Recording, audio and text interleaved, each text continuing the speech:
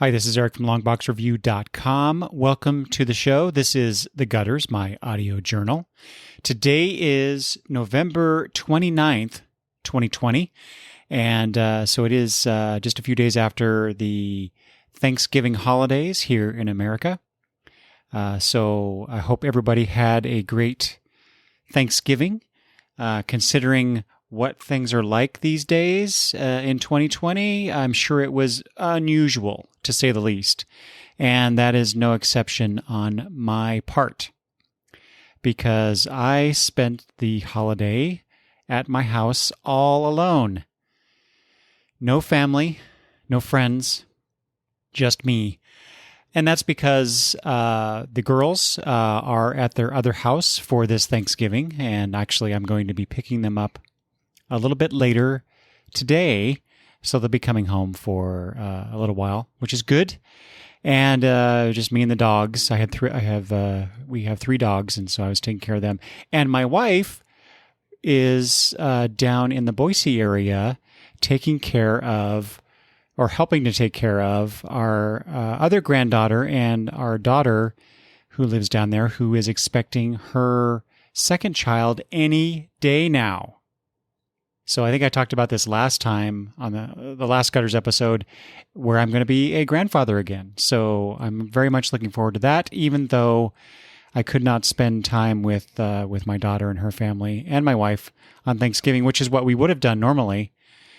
But because of COVID and everything, plus one of us had to be here to exchange the girls to their other home. Anyway, it was just I couldn't spend time with family. Plus, I wasn't feeling all that great in the day or two leading up to Thanksgiving, and so it's probably a good idea that I didn't spend any time with anybody, just in case. Although I feel perfectly fine now. It's like I was never sick at all, or I wouldn't even actually say I was sick. I was just starting to feel like it. But whatever. I'm not going to take any chances with my friends or family. So yeah, it was very weird being here all by myself. I've been alone since the Wednesday before Thanksgiving, that afternoon. Where I work, they allow us to go home early on the days before holidays, and this year was no exception. So I got to leave work about 2:30, 2:45-ish, went home, and I basically haven't left the house except for yesterday when I went shopping. So it's been interesting. Yeah. I don't recommend it. You would think, right? You would think that being home alone, no distractions, don't have to interact with anybody, I could do whatever I want, whenever I want, however long I want. And while I did some things like that, I read a bunch of comics. I got caught up on all my single issue comics. Did a bunch of tweets about that, some commentary about some issues I was reading. And I've been taking notes for podcasts, this Gutters being one of those, and a few other things that I'm working on, and watching a bunch of movies, actually. So that was in some TV shows now that I think about it. But yeah, I would still rather I didn't. I wasn't alone during the holiday. It was not the most pleasant experience, and it's probably maybe the second time since Kitra and I were married that we've been apart during a holiday. So yeah, did not like it. Did not like. That's not to say though, however, that we did not have a Thanksgiving as a family, because in preparation for my wife leaving for a month, essentially, I think the 2 weeks before Thanksgiving, we made a Thanksgiving dinner for the four of us, Kitra, Madison, and Gabby. So we would have that. So I did have a Thanksgiving celebration with my close family.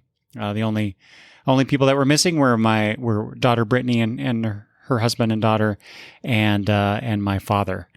So, yeah, not quite the family affair that I would hope for, but it is what it is. Let's see so Thanksgiving, like I said, I spent that day mostly reading comic books, which was great. I rarely get an opportunity to sit down for, a few hours and read comic books, which is funny because I do a podcast about comic books. You'd think I would spend more time doing it, but no, I don't. But what I did do after I read most of the comics, I made myself some dinner. And then after dinner, I watched a few Thanksgiving themed or adjacent episodes of TV series that has become a tradition for our family. One is one of the Gilmore Girls Thanksgiving episodes, a deep fried Korean Thanksgiving, which is a must watch for my family every year. And then also I watched, and this is, sometimes I wonder why I watch this one, but I watch it because it's Buffy. It's the episode Pangs, which is set during Thanksgiving, but it's not really, I wouldn't really call it a Thanksgiving episode. It's just an episode of Buffy that happens to be during Thanksgiving. Anyway, I watched that. There is one episode of a show that we watch every year because it is during Thanksgiving, and that is Friends. This is from season 5. And I know there's a lot of people out there who are not fans of the show Friends, but my family and I are. And I love this episode, the one with the Thanksgiving flashbacks. I adore that episode. I laugh my ass off at the end of that episode. Every year I watch it. Unfortunately, Friends is not available on any of the streaming channels or services that I subscribe to or have access to. So, and I don't have the DVDs. My daughter does. I need to get those from her. Anyway, so I think I just need to buy that episode from Amazon or something and be able to watch it once a year. And then finally, I watched a movie towards the end of the night, Charade, which I will talk about a little bit more later. Anyway, I hope that you and yours had a good holiday, a good Thanksgiving, and everything is looking brighter for you in the upcoming Christmas and New Year's celebrations. I sure hope it is for me. Yeah, there's no plans. There's no plans for my wife to be away during Christmas. We have Madison and Gabby with us for the holiday. The only unfortunate thing about this whole situation is that I likely will not see my daughter Brittany and her kids by that time. Her kids during Christmas and my birthday, because usually we go down to spend my birthday with my daughter, and I won't be able to do that this year for the first time in a while. And boy, that makes me sad. Anyway, what's not making me sad, pardon the awful segue. So as has been my custom more recently, talking about my health situation, I'm much better. So I had that accident back in September, and now I'm feeling much better. I actually went to my doctor, and she prescribed some sleeping pills for me for a couple weeks and wanted me to take some fish pills, omega-3 pills. Anyway, I had described to her how I was feeling, what was going on with me at that time, which was in October. And I said something about, just not being able to sleep very well, but I said, but that's normal. I rarely sleep through the night. And in fact, boy, it's actually getting worse now. Anyway, I toss and turn all through the night. I'm constantly waking up, so I'm not getting much sleep. And so she's like, well, you need to, in order for the concussion to heal and heal faster, you need to be able to sleep. So she gave me some sleeping pills for a couple weeks. So I took those. And I have to admit, I kind of wish I could keep taking them so I could actually sleep through the night and feel rested. Boy, that would be nice. Sleep would be nice. But anyway, regardless, it did help. And I haven't had any concussion-related really bad headaches like I was getting like every week. I haven't had one of those in, over a month? Yeah, just over a month now. So that's good. That's really good. I don't remember if I talked about this last time, but I'm pretty sure I did, but I'll just recap real quick. during the examination after my accident, they did a scan and they found this lump on my thyroid. And so finally, I was able to get in to see an ENT specialist, and he prescribed prescribed, is that right? He wanted to do a biopsy. And so I went in to do that a few weeks back.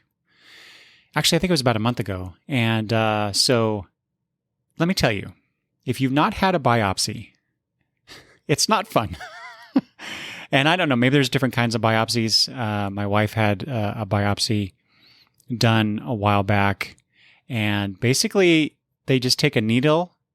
Sometimes just kind of, well, it depends on what it is. But the needle can be big or not so big, right? And they basically stab you with the needle to get the material, the I don't know what they call it. It's not skin, cells, ephemera. I don't know. Anyway, but that's what he did. So he numbed up my neck, and then stuck these 3 needles 3 separate times. He did this, and he just kind of stuck the needle in there and kind of jabbed it onto the lump that's on my thyroid. And let me tell you, that was not a pleasant experience. It was not quite painful, although it was a bit painful, but it wasn't like it's not like you would imagine. Imagine being stabbed by a needle. It's not like that sharp pain. Boy, it's kind of hard to describe it. I guess the best that I can maybe describe it as is imagine poking yourself with like a screwdriver on your arm or something, and it's kind of like that, I think. Although I guess truth be told, I've never actually kind of jabbed myself with a screwdriver, so I don't know. I'm making it up. But anyway, he had to do that 3 different times, 3 different needles. So then he sent off the samples to get tested, and then I waited for a little more than 2 weeks, and he called me back and basically said the first test that they did was inconclusive, so he sent it off for genetic testing, and there wasn't enough material to do the genetic testing. So here were my choices. I could either wait a year and come back to see if the growth, the lump had grown or, changed in any way, or I could come back in and do another biopsy. And so that's what I did. That's what I chose. I don't want to wait a year. I want to know what this is, what we need to do about it, if anything, and get it taken care of. So I had to go back in and do the biopsy again. Fortunately, though, he only had to stab me twice. Or, well, I should rephrase that. He only had to use 2 different needles this time. And since he knows that he has to send it directly to the genetic testing facility, then we should be good to go. So now I'm in the waiting mode again. And so at the time of this recording, it's probably another week before I would hear anything. So we shall see. So I'm hoping, maybe in December I'll have some news and know what it is that we need to do with this thing. Fun stuff, guys, when you get older. Great stuff. Anyway, speaking of getting older, I love the segues, right? While I was recuperating, I was also not exercising. And so I recently started that again because I had gained about 8 pounds during the 2 months after the accident. So that wasn't good. So it was actually going to the doctor's offices so many times in the last couple months that made me go, oh, I need to take care of this sooner rather than later. Because I don't like how I feel when I'm getting up to, close to 190, 200 pounds.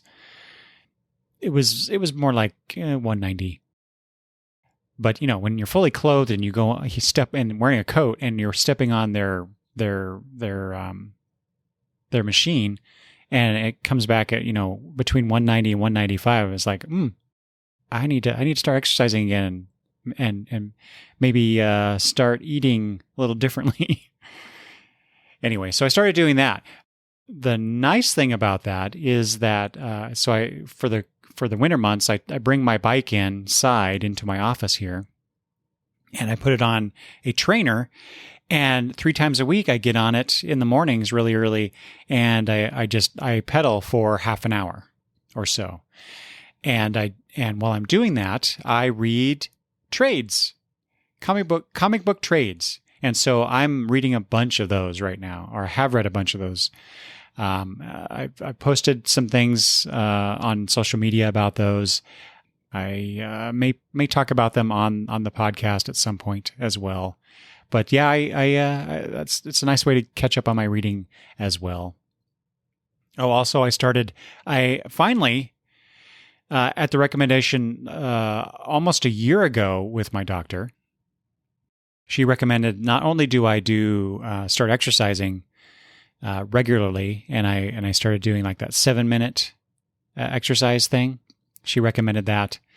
And she also recommended that I get some free weights and start building up some muscle. And I kind of put that off, and finally I decided, yeah, I'll get those. And that's about the time that the pandemic hit, and suddenly everybody's buying stuff like that. Like it's like, oh, I can't go to the gym, so I guess I'll buy a bunch of weightlifting stuff, and do it at home.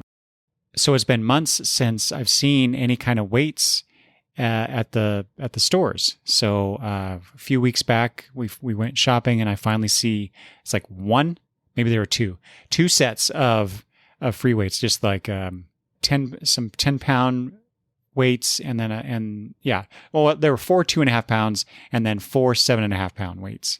So I've been doing that while I'm doing my 7-minute workout. It's kind of interesting to do that stuff after so many years, because I used to have a weight set that I sold off because I wasn't using it. So we'll see how this goes, I guess. So besides the holidays and my health, I've been, trying to entertain myself, as we all have during this weird time in our lives. And so what have I been watching? Some interesting stuff. Watching, listening to. So I'll just start with the stuff I'm listening to, I guess, because the other stuff is TVs and movies. But as far as podcasts go, I'm very pleased to see that the 430 Movie podcast is back. I've talked about these guys before. They're sort of the same crew that does the Inglorious Trexperts podcast, but they talk about movies because they work in that profession. And so they just get together and do a theme fantasy week for that week. And for example, they did one for Sean Connery movies because Sean Connery recently passed. They just did an episode covering the quote unquote death of cinema, given how movies are being moved to streaming services now instead of being in the theaters, or at least widescreen release in theaters. Specifically, Wonder Woman 1984 was what kind of brought that on. So I've been listening to them. And as far as the major movies going to streaming instead of going to theaters, I say, bring it on. I'm so tired of going to the movie theaters, paying more than I think I should, especially for the for the food that my wife and granddaughters always have to have. I don't need that stuff, but they do. And so it's just very expensive. And then people are in the theater with you, making noise, and their freaking phones are going off. Even if it's just they light up during the movie, I just hate it. I haven't liked going to the movies in a while. The only reason to go to a movie, in my mind, is to see the spectacle on the big screen. And not every movie, not every motion picture needs to be seen on a big screen. It's just there's no reason for it. I think maybe the last movie that I saw that fit that bill was Avengers Endgame. And now that I think about it, what was the last movie that I saw in a theater? I can't even recall. I know I was definitely going to be going to the James Bond movie. I wanted to see that on the big screen. And of course, Wonder Woman. I was going to go to that one. But anyway, I'm more than happy because Wonder Woman is coming to HBO Max. So yeah, give me more streaming movies. Although, that will definitely change the industry for sure. So we'll see how that goes. Another podcast I started listening to, well, I've listened to this podcast before, but what I started listening to was their specific coverage of the Marvel's Secret Wars Volume 3, and this is the Pulp to Pixel podcast. And it's been a lot of fun to revisit that series, which I have, since I read it, always thought that it was the best Marvel event book. It doesn't hurt that it's written by Jonathan Hickman. Esad Ribic, I believe, was the artist. So, I mean, it was a beautiful book. It was a great story. And it's nice to, like I said, to revisit that with fans of the series. And they're not just gushing about it. They're not just giving us a, like a plot synopsis. They actually are critiquing the book, which I always appreciate. I don't like podcasts that just give us a synopsis with maybe some quips thrown in here and there. Give me some actual conversation about it, and the good and the bad. So anyway, I've been enjoying that. The Off Panel podcast recently did an episode with Tamara Bonvillain about coloring. That was great, as was the Leah Moore interview on Creator Talks about Jim Morrison and the Doors. I learned so much about Morrison and the band that I did not realize. And as I told Chris from Creator Talks, it made me want to go get a record player and start buying some vinyl. And I haven't bought a vinyl record in decades. I've never felt, drawn to the format. It's just, to me, it's just a means to an end, which is to say, listen to the music. And if it's, whether it's a 45 or a full LP or on a CD or, an MP3 file, I don't really care. And I know that some people are going to maybe cringe at that thought, but, I've been kind of a utilitarian when it comes to music stuff. But anyway, listening to that show made me really reconsider that. And my good friend Travis, Oddfellows Thoughts, he is a big vinyl guy too. And so it's always been in the back of my mind that I should maybe revisit that. Plus, if I got got a record player, I could play those. What are they called? They're the records that told a story. But it came with basically it's a comic book on record. I'm totally blanking on what those are called now. And they're upstairs in the other office. So I don't know what, I can't get to them right now. Anyway, if you know what I'm talking about, it's those Power Records. That's what it is. The Power Records. I could listen to those and some of the old, I still have a bunch of Rick Springfield LPs that I bought when that was the only format we had, guys. So anyway, also, George at Meanwhile the Podcast teamed up with Damien, Sleepy Reader 666 on YouTube, and they talked about Thanksgiving. And so I just enjoyed that, hearing them talking about the holidays and how they approach things and how they do things for the holiday. Anyway, I love it when George talks to a guest about a particular theme or thing. And then finally, a new thing that not really sure how I found it, but I think maybe it was an interview. Oh yeah, no, it was an interview with Lewis Black on some other podcast, which escapes me now. But he mentioned his Rantcast, and so I'm like, wait, Lewis Black has a podcast?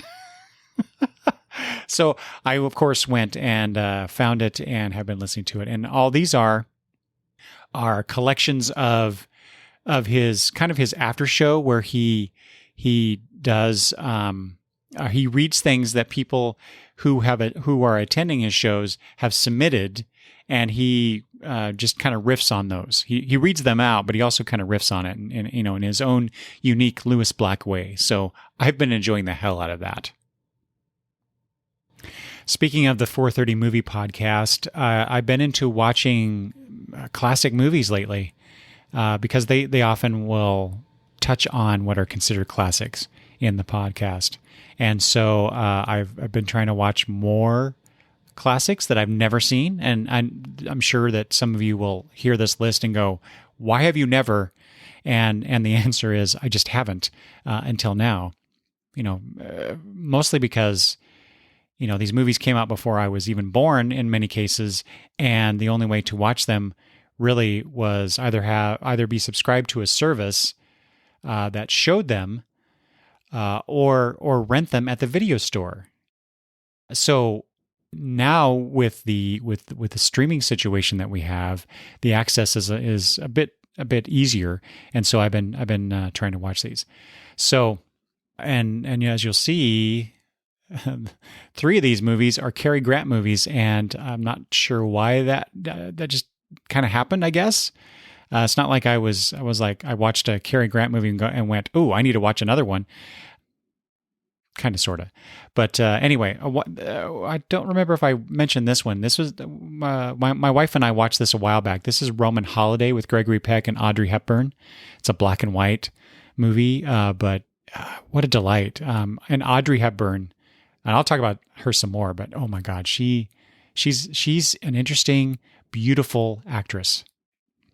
So I can't wait to watch more of her movies. Then I watched Dr. Strangelove, which was a bizarre film.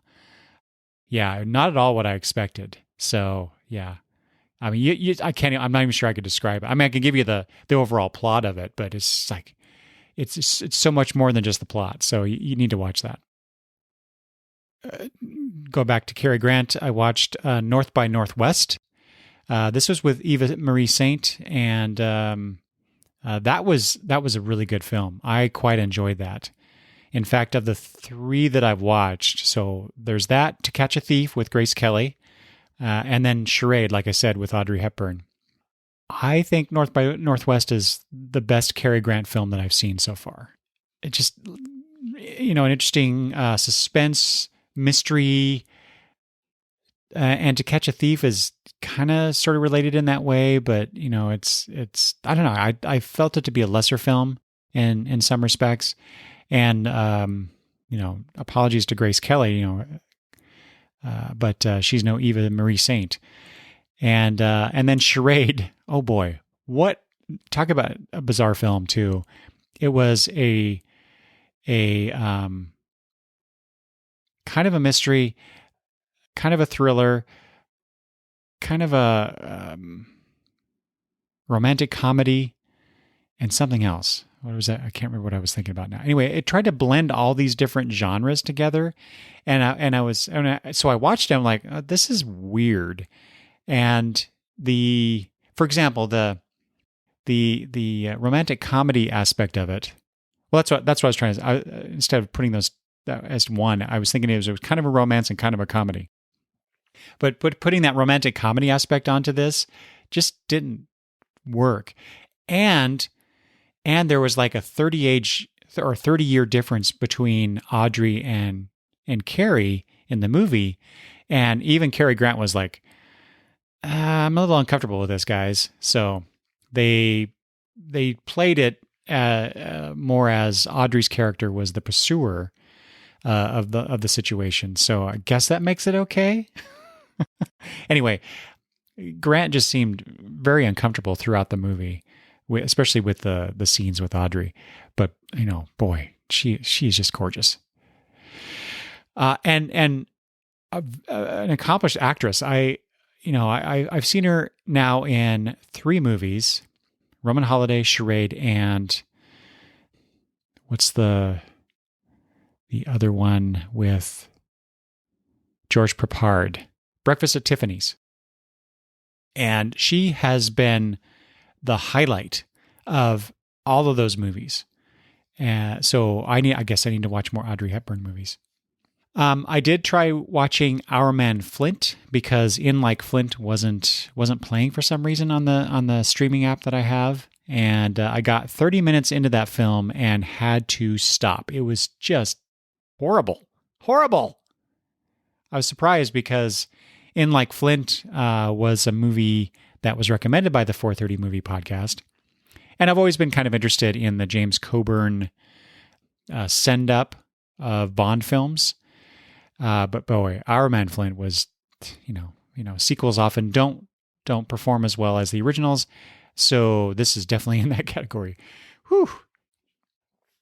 And before Kitra left, we watched the movie Miss Sloane with Jessica Chastain. Boy, talk about an engaging, fantastic actress like Audrey Hepburn. Jessica Chastain is probably my new favorite actress right now.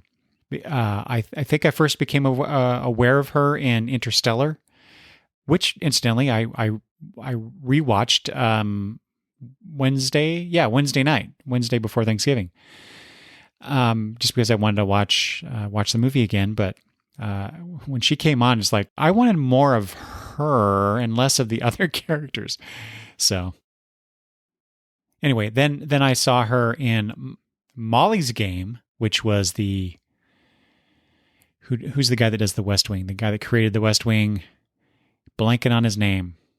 Anyway, he, I think, wrote and directed that movie, and that's a great movie. I need to buy that movie because it's so good. And then finally, Miss Sloane, because of her performance in Molly's Game, and I saw she did this other movie. Actually, the Miss Sloane I think came before Molly's Game, but I watched them in reverse order. Anyway, Miss Sloane was another great performance by her. She plays really interesting, flawed characters whom you can't help but feel sympathetic toward, even though she's doing some crappy stuff. So, yeah. I can't wait to see her new movie, Ava, which is coming to Netflix. And then what else have I been watching on television? I have... For not this last week, but the couple weeks before that, I've been working nights. So I go to work, I come back home, and then I work for an hour or two every night, or had been. And just to kind of, I don't know, for background noise, I would turn on Anthony Bourdain, mostly the No Reservations show, and listen to those as I worked. So that's... maybe more than just listen to at times. But I really enjoy Anthony Bourdain's work.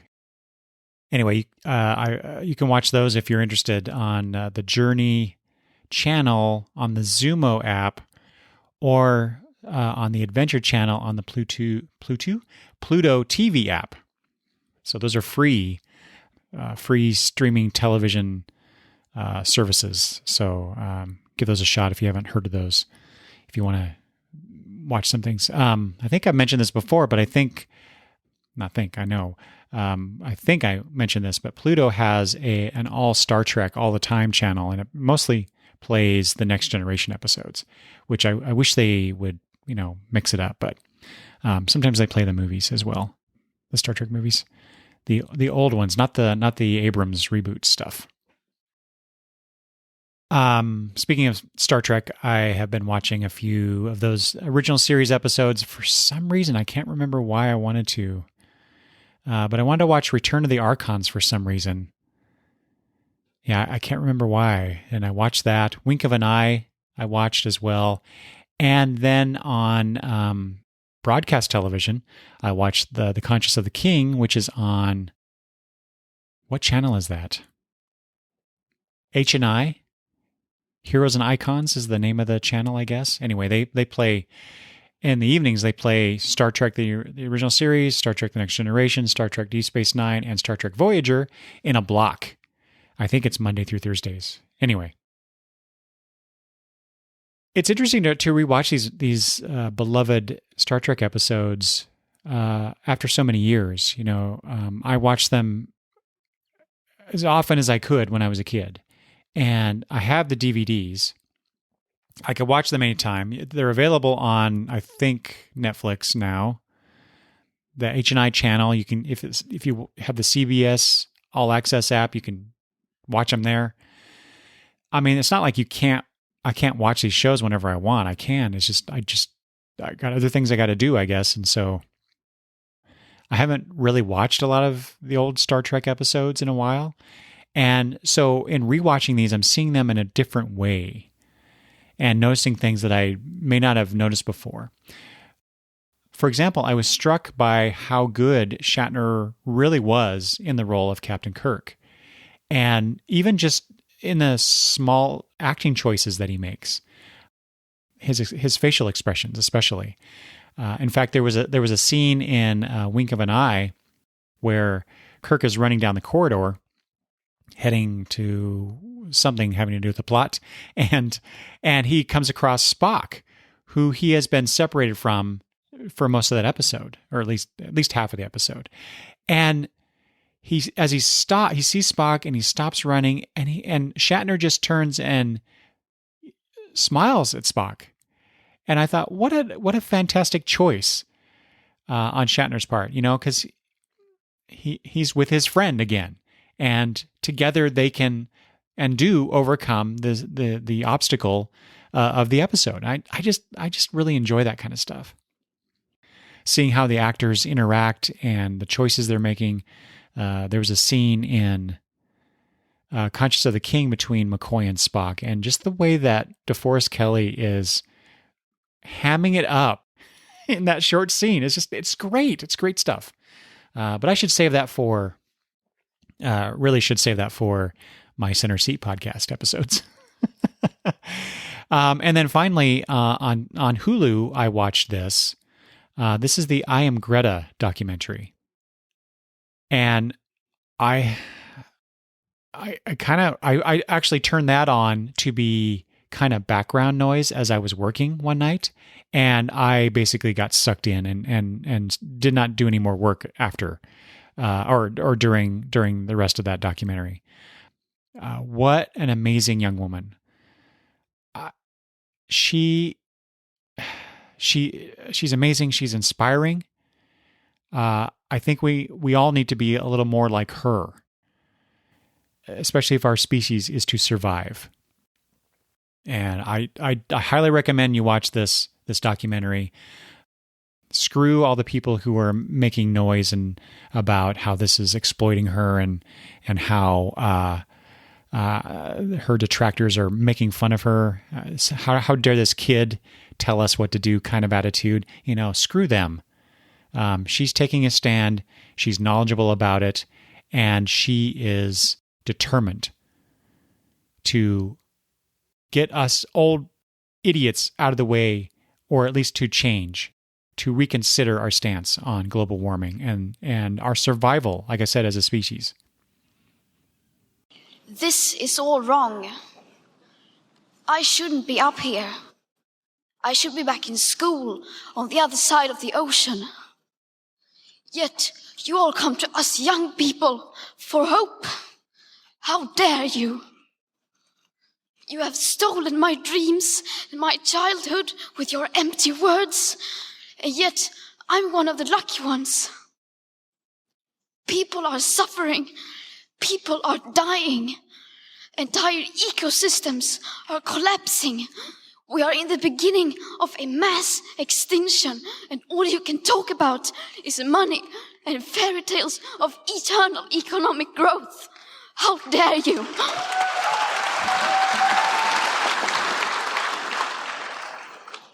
For more than 30 years, the science has been crystal clear.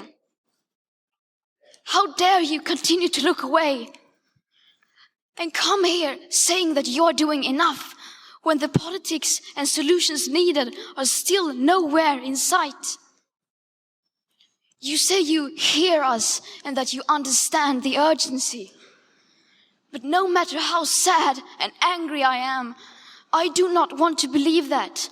Because if you really understood the situation and still kept on failing to act, then you would be evil, and that I refuse to believe. And speaking of changing old white guys' minds, the election. I will admit I was pretty stressed out about how this election would go, and thank God, Trump was not reelected. It wasn't the trouncing that I was hoping for in terms of the electoral votes, but he lost the popular vote again, and his whining and tantrums. I'm so done with this guy. I'm so sick of this guy, and even more so, I can't decide if I'm more sick of him or more sick of his supporters. It's great that that Biden, the Democrats, got the White House and the House, but we really need, long term, we really need both houses of Congress and the presidency to turn this ship around, to improve life, not just for some Americans. And I just hope that the people who came out to vote against Trump will continue to vote against the Republican agenda. And I'm sorry, not sorry about the the political stance here, because it's so important that we make some changes and make them soon, because not just in terms of short-term gains for the people here in America, but around the world, and not to mention combating global warming, because we don't have the time that we think we do, and we need to start mitigating the impact, because we've far surpassed preventing it. We can do better. We need to do and be better. And the divisive politics that we've had, especially from the conservative side, has been very detrimental and punitive to so many. So I'm done with that crap. Those people should not be in power. They're selfish assholes. Anyway.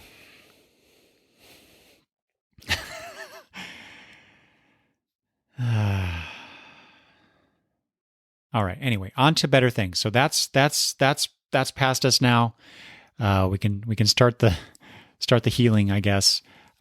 Given that the whole Trump administration, I'll just say, the pandemic, the fact that, like I said, I spent Thanksgiving by myself. I, for a change, am really looking forward to Christmas this year. Normally I grouse about it with my wife, because of the expense of it. I hate I hate decorating. My wife mostly does that, but it's just such a hassle. I know I sound like Scrooge, right? But despite all that, I really am looking forward to this next holiday. Mostly as a distraction from how the year has gone. It's nice to bury my head in the sand for a little while, I guess, maybe. Or maybe the better way to put it is to celebrate with my family, something that we all enjoy and love.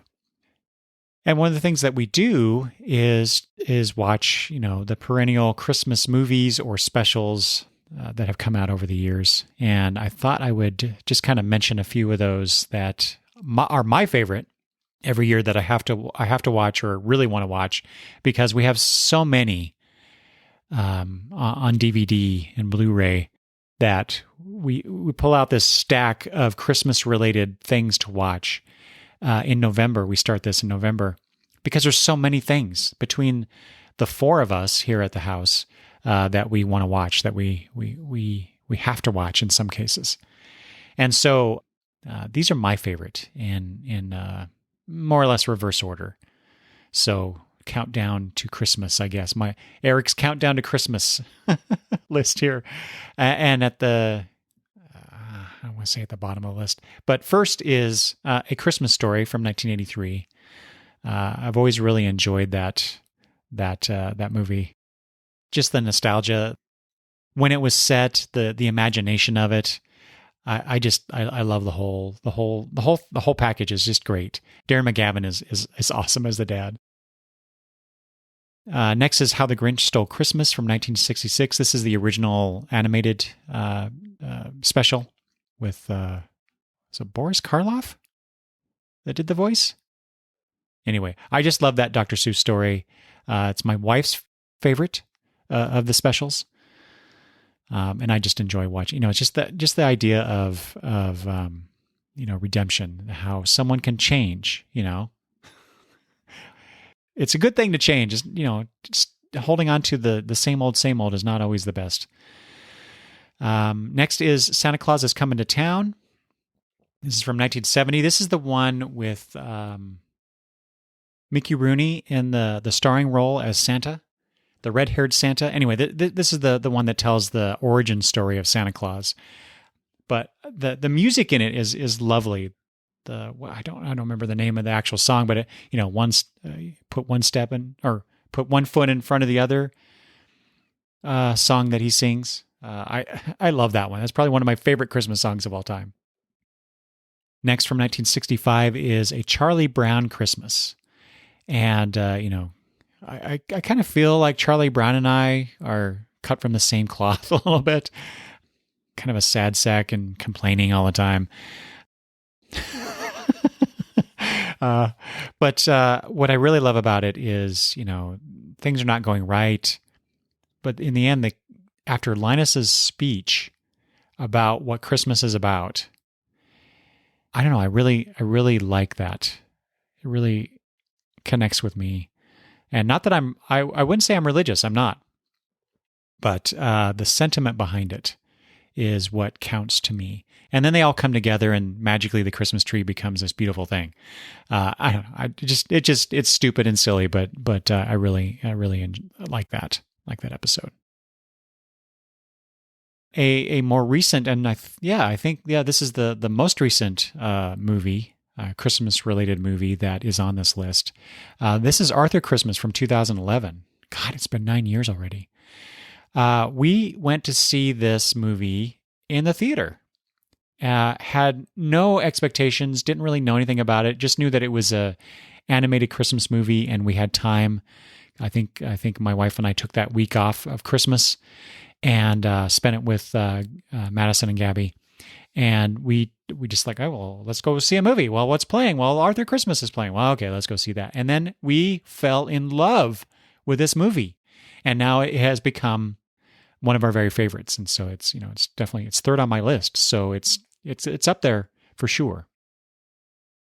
And then the last two, even though I put them in this order, I kind of think of them as my favorites, my two number ones. But anyway, the first one is It's a Wonderful Life from 1946 with Jimmy Stewart and Donna Reed, another luminous actress that I need to watch more of her work, I think. It's schmaltzy. It's often homaged or satirized or, whatever. But I love the original, the black and white. There's so much good things about it. I don't know if they came up with this or if they were the most successful at it, but What If I'd Never Been Born? This is how things would have turned out. This is the impact of a person's life on everybody else. Examination. And I just love it. And then when in the end, when the things look almost bleakest and dark, the whole town rallies behind George Bailey. And was it Christmas Eve? I watch this movie every year for I don't know how long, and some details get past me. But also, just the love story between George and Donna Reed's character, whose name I've forgotten. See, details. I love this movie. I love this movie. We went to see it in a theater some years back, and it was wonderful to see it on the big screen. I love that movie. But the movie I probably love the most, Christmas movie I love the most, was originally presented on TNT in 1999. And this is Patrick Stewart's A Christmas Carol, his adaptation of that Christmas classic. And both these movies, Christmas Carol and It's a Wonderful Life, I have to watch those on Christmas Eve. They are my go-tos. They are this is the culmination of Christmas until Christmas Day. The other thing is, it's not a movie, but the other thing that says it's Christmas to me is the annual Christmas concert that is put on by the local university's choir, jazz choir, and bands. And actually, that starts the Christmas season. That's the official start of Christmas season to me, because it usually happens in the first week or two of December and then culminates on Christmas Eve on watching these two movies. And so, yeah, Christmas Carol, Patrick Stewart playing Scrooge. I mean, I thought that the George C. Scott version was my favorite until Patrick Stewart came along and did that. I love everything about that movie. Yeah, it's so good. I even have the audio drama that Patrick Stewart recorded. I think it's based off of his one-man show that he used to do of A Christmas Carol. And in fact, I bought that audio drama twice. I didn't realize I had bought it, and I bought it again the next year, I think. Anyway, I love the story, A Christmas Carol. In fact, I'm going to be talking about it in an upcoming episode specifically. So that should be in your feed pretty shortly after you listen to this, if you are listening to this. Anyway, those are my top, what is that, 7? My top 7 Christmas movies or specials. And anyway, I hope you all have a wonderful holiday season. As best you can, take care of each other, stay safe, wear your mask, wash your hands, all that good stuff, and we will get through this. And hopefully, if things improve, 2021 will be a fantastic year for us to get together again, go to Comic-Cons, go to movies, spend time with our friends and family in large groups, all that good stuff. So with that, I will leave you. Thanks for listening, and I'll talk to you soon.